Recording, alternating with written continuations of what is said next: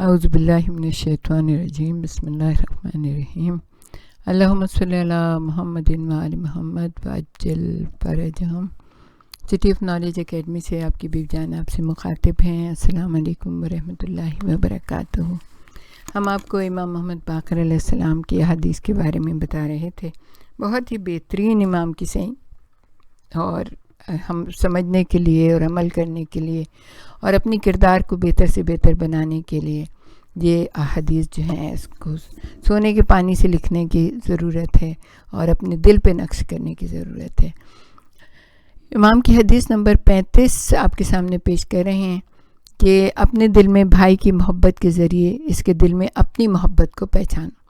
یعنی جب آپ کسی سے محبت کرتے ہیں تو دوسرا بھی آپ سے محبت کرتا ہے، یہ تو لین دین کا سودا ہے نا۔ ایسے نہیں کہ ایک بیچارہ محبت کیا جائے اور آپ کو اس کی پرواہ نہ ہو۔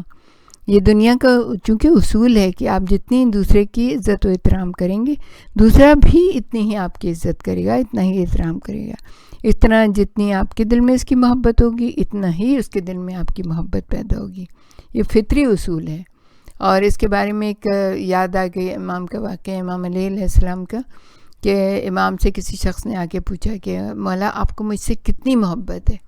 تو امام نے کہا اپنے دل میں جھانک کے دیکھو، جتنی تم مجھ سے محبت کرتے ہو اتنی ہی مجھے تم سے محبت ہے۔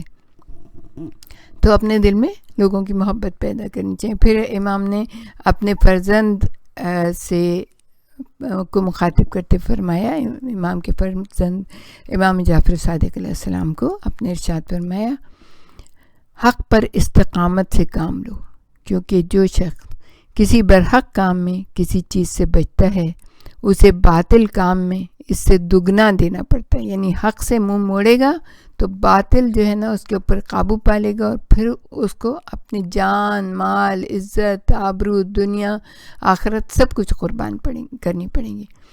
جیسے حالات کیسے بھی ہوں، حق کی حمایت بہت ضروری ہے، چاہے اس کے لیے کتنی ہی بڑی قربانی کیوں نہ دینی پڑے۔ عام طور پر حق کی حمایت کرنے پر جان، مال اور عہدے سے محرومی کا خوف ہوتا ہے، لیکن تاریخ گواہ ہے کہ جنہوں نے ان چیزوں کی حفاظت کی خاطر جب بھی حق کی حمایت سے منہ موڑا، انہیں بالآخر نہ صرف ان عہدوں اور چیزوں سے ہاتھ دھونا پڑا، بلکہ اس سے کہیں زیادہ نقصان بھی ہوا۔ اس کے آپ کے سامنے مثال بہت بکھری پڑی ہے، قاضی اشعری کی مثال ہے۔ قاضی اشعری کتنا بڑا قاضی تھا، اور اس کو جب کہا گیا کہ تم جو ہے نا امام حسین کے محضر شہادت کے اوپر سارے علماء نے دستخط کر دیے، اب تم بھی دستخط کر دو، تو اس نے اپنے دوات، پہلے زمانے میں شیشے کی بنی ہوئی ہوتی ہے، وہ اٹھا کے اپنے سر پہ اپنا قلم دان دے کے مارا، اس کا خون بہنے لگا کہ میں اور حسین کے یعنی کہ نواسۂ رسول کے قتل کے محضر کے اوپر دستخط کروں۔ لیکن جب رات آئی اور درہم و دینار کی تھیلیاں اور جواہرات کی تھیلیاں لا کے اس کے سامنے رکھی گئیں اور کہا کہ سائن کرو، تو فوراً ہی ڈر گیا، فوراً ہی حق سے منہ موڑ کے اس نے وہ سائن کر دی۔ لیکن کیا ہوا؟ 1400 سال کیا قیامت تک اس کا نام جو ہے نا وہ دشنام ہو گیا، اور ہر شخص اس کے اوپر، اس کی قضاوت کے اوپر، چاہے اس نے اچھے بھی فیصلے کیے ہوں گے پہلے کبھی، لیکن اس کا نام جو ہے نا قاتلان امام حسین علیہ السلام کی فہرست میں لکھا گیا، کیونکہ اس نے دستخط کیے تھے قاضی اشعری نے امام حسین کے محضر شہادت کے اوپر۔ تو دیکھیں جب بھی انسان حق سے منہ موڑتا ہے نا تو اس کو پھر دنیا میں بھی ذلت اور رسوائی، آخرت میں بھی ذلت اور رسوائی، اور جس چیز کے لیے اس نے کیا ہوتا ہے وہ تو رہنے والی ہے ہی نہیں۔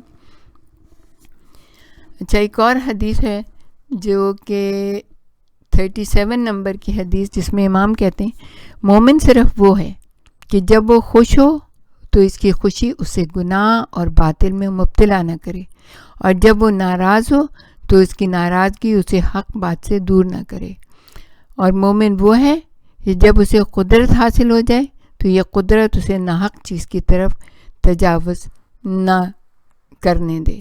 تو ویسے تو ہم سب کہتے ہیں کہ ہم سب مومن ہیں، ہم سب کو مومن کہا جائے، لیکن امام محمد باقر یہ کہہ رہے ہیں کہ جب بہت زیادہ خوش ہو تو گناہ میں مبتلا نہ کرے. اور یہ بالکل سامنے کی مثال ہے کہ جب ہم خوش ہوتے ہیں کسی کی، ہمارے بچوں کی شادیاں ہو رہی ہوتی ہیں یا ہمارے بہن بھائیوں کی یا کسی، ہم اتنے خوش ہوتے ہیں کہ گناہ کی طرف زیادہ مائل ہوتے ہیں کہ ڈھول ڈھمکا ہو رہا ہے، راتوں کو جاگنا ہو رہا ہے، اسراف زیادہ سے زیادہ ہو رہا ہے، جس چیز کی ضرورت نہیں ہے لٹ رہا ہے، اتنے ہزاروں لاکھوں کے جوڑے بن رہے ہیں، ایسے ایسے.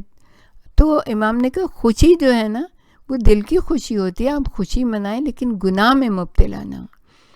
اور جب وہ ناراض ہو تو اس کی ناراضگی اسے حق سے دور نہ کرے. اور جب کسی چیز کے اوپر اسے قدرت حاصل ہو جائے، یعنی جیسے کہ مثال کے طور پہ وہ ایسے عہدے کے اوپر بیٹھا ہوا ہے کہ وہ سب کچھ کر سکتا ہے، تو اسے ناحق کی طرف فیصلہ نہیں دینا چاہیے، ناحق چیز کی طرف اس کو نہیں رجحان اس کا ہونا چاہیے. اور وہ کیونکہ اللہ تو دیکھ رہا ہے نا. پھر امام نے ایک اور چیز بتائی، وہ ہے 38 نمبر کی حدیث، کہ آپ نے فرمایا جس شخص کے لیے اللہ تعالیٰ نے اس کے نفس کے اندر واعظ نہ رکھا ہو اسے لوگوں کا واعظ و نصیحت کوئی فائدہ نہیں دے سکتا. دوسروں کی نصیحت اس وقت تک فائدہ نہیں دے سکتی جب تک وہ خود نصیحت قبول کرنے کے لیے تیار نہ ہو. باعث تو ویسے تو دیکھیں نا ضمیر ہر ایک کے اندر ہوتا ہے.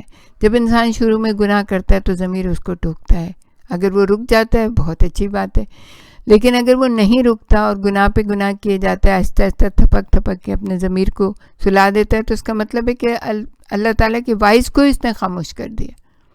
تو کہا کہ اس وقت تک جب تک انسان خود اپنا ناصح نہ ہو، خود اپنے آپ کو نصیحت کرنے والا ہو، اپنی غلطیوں پہ خود کو ملامت نہ کرنے والا ہو، اس وقت تک جو ہے نا اس کے اوپر نصیحت کسی دوسرے کی اثر انداز نہیں ہوتی ہے. پھر آپ نے ارشاد فرمایا کہ بندہ خدا گناہ کے ارتکاب کی وجہ سے رزق سے محروم ہو جاتا ہے. ہر گناہ کا ایک اثر جو ہے انسانی زندگی پہ ضرور پڑتا ہے.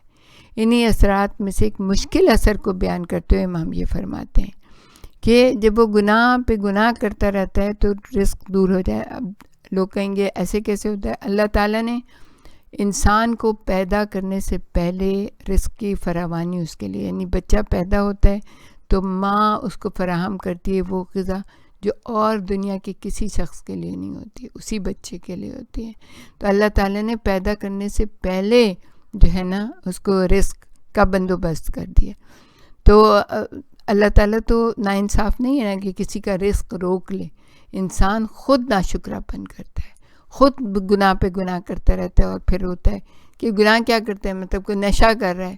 اب نشہ کر رہا ہے، جتنے پیسے اس کے پاس ہیں، جتنا گھر میں جو کچھ ہے وہ نشے میں لگا دے، تو لازمی بات ہے اب گھر میں نہ تو وہ خود پھر وہ کوئی جاب کر سکتا ہے، نہ وہ اپنے بچوں کے لیے کھانا لا سکتا ہے، نہ گھر کے اخراجات کو پورا کر سکتا ہے. تو رزق سے محروم ہوتا ہے. ایک گناہ جو ہے نا اس کی پوری فیملی کو مبتلا کر دیتے ہیں. تو اسی لیے کہتے ہیں کہ ہر چھوٹے سے چھوٹے گناہ سے انسان بچے، اس سے کہ ایسا نہ ہو کہ رزق کے.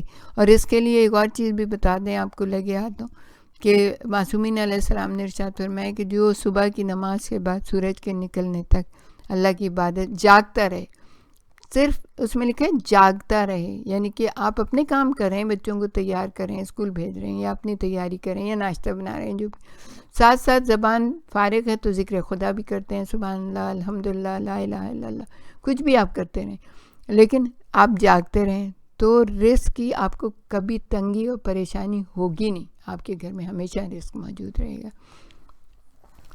اچھا، ایک اور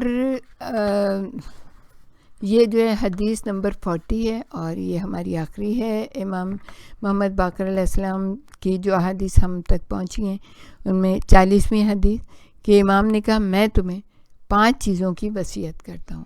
کون سی چیزیں امام نے بتائیں؟ اگر پہلی چیز تو یہ ہے کہ اگر تم پر ظلم کیا جائے تو تم ظلم نہ کرو. دوسری ہے کہ اگر تمہارے ساتھ خیانت کی جائے تو تم خیانت نہ کرو. تیسری ہے اگر تمہاری تکذیب کی جائے تو غصہ نہ کرو. اور چوتھی ہے اگر تمہاری تعریف کی جائے تو خوش نہ ہو. 5ویں ہے اگر تمہاری مذمت کی جائے تو پریشان نہ ہو. بس اس کے بارے میں تھوڑا سا آپ کو بتائیں اور اس کے بعد پھر آپ کی زحمتوں کو تمام کرتے ہیں کہ اگر تم پہ ظلم کیا جائے تو ظلم نہ کرو.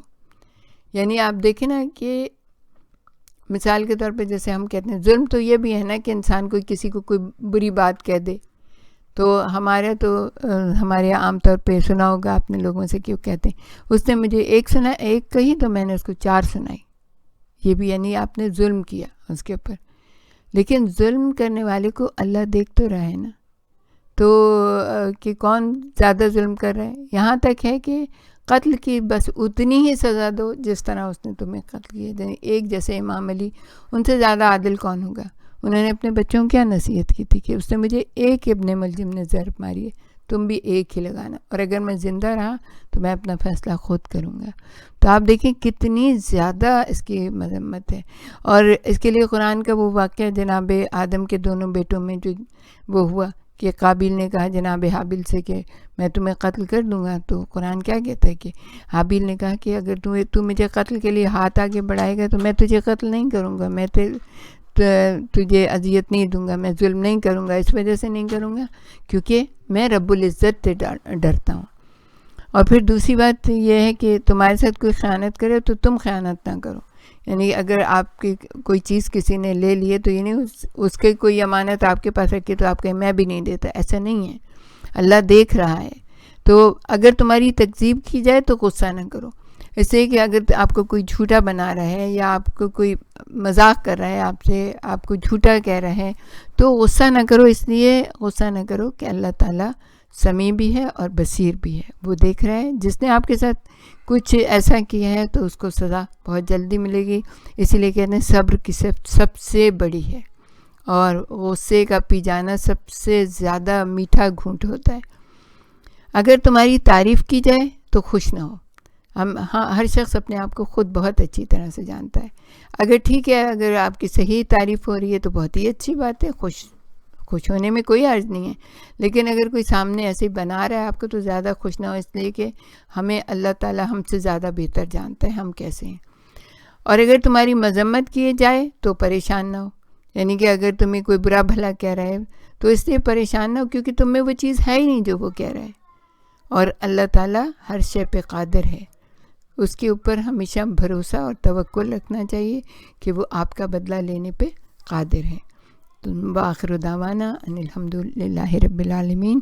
ہمیں پروردگار عالم سے دعا کرنی چاہیے کہ جو ہمارے ائمہ طاہرین نے اتنی بہترین باتیں ہمیں بتائی ہیں, یہ سب جو ہے نا ہم اس کو پڑھیں, سمجھیں اور اس پہ عمل کریں. اور پروردگار عالم ان ہستیوں کو بے انتہا جزا دے کہ جیسے انہوں نے اس کے بندوں کو ہدایت کی راہ کے اوپر لگایا ہے. اور ربنا تقبل منا انک انت السمیع العلیم وتب علینا انک انت التواب الرحیم.